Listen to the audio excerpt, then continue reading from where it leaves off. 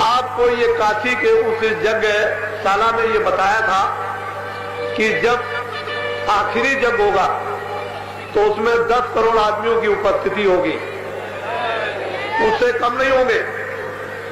चाहे जहां से, चाहे आसमान से 10 करोड़ आए, चाहे जमीन से निकल जाए, हमको इससे कोई मतलब नहीं।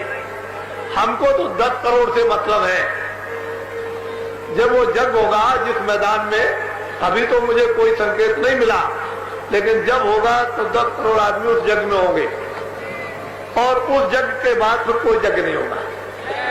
यानी वैसे यज्ञ होंगे, हमारी तरफ से नहीं होगा। वैसे तो यज्ञ होते रहेंगे, ऐसा मत सोचना कि और यज्ञ नहीं होंगे, और होते रहेंगे, लेकिन हमारी तरफ से नहीं। पर जब मुझको वो संकेत मिलेगा तो फौरन आपको ढंढोरा पीट दिया जाए। वो बातें आप मद्देनजर रखो कि जो यज्ञ में कही वो ध्यान में रखिए आप, और उस समय और एक समय को आप देख लीजिए, जो जो बातें कही उनको देख लिया। तो असल में किसी को सीधा कह देंगे भाई तुम 6 महीने में चले जाओगे, कितनी बुरी बात है। अगर उसको खड़े होकर के कह देंगे 6 महीने में चला जाएगा, तो उसकी स्त्री रोएगी, उसका बच्चा रोएगा, उसका भाई रोएगा, उसका बाप रोएगा, उसकी चाची रोएगी, अभी गिर पड़ेंगे यहाँ, कह लगे इनको बचा लीजिए, इनको ये कीजिए। अगर ऐसा कह दिया जाए कि नहीं भाई तुम्हारा समय करीब है और तुम भगवान का भजन कर लो, तो इसमें बुरा नहीं। कोई कुछ शब्द ऐसे होते हैं जो अशुभनीय होते हैं, उनका उच्चारण नहीं करना चाहिए। कुछ शब्द ऐसे होते हैं जो सरस होते हैं, और वो मतलब शिक्षा भी उसके लिए होती है और काम भी उससे हो जाता है और लोगों की समझ में भी आ जाता है।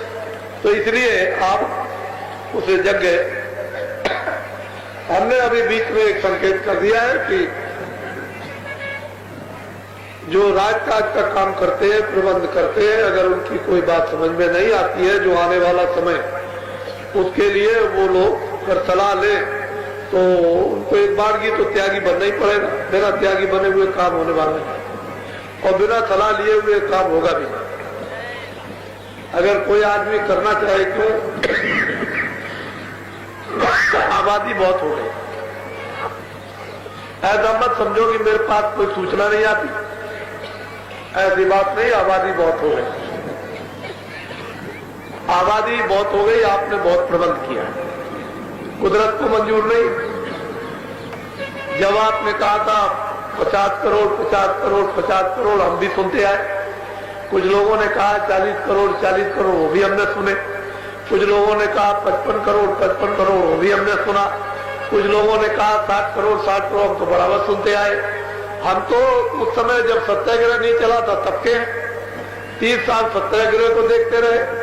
देश आजाद हो गया, अभी इतना दिन हो गया आजादी, इसको भी देख रहे, तो सुनते चले आए। और आपने बहुत प्रकार के यत्न किए, लेकिन प्रकृति से आप टिक नहीं सके। कुदरत ने आपको उखाड़ फेंक दिया। उस आपने पाप भी कराया, गुनाह भी कराए, इनके ऊपर लदे भी, ये बीमार भी बने, रोगी भी बने, ये रो भी रहे और चिल्ला भी रहे, और कुदरत से आप टिक भी नहीं सके। नेचर आप उसके अनुकूल नहीं चलेंगे, टिकने नहीं देंगे, ये सोच लीजिए आप अच्छी तरह से। तो मैंने ये कहा था कि 42.5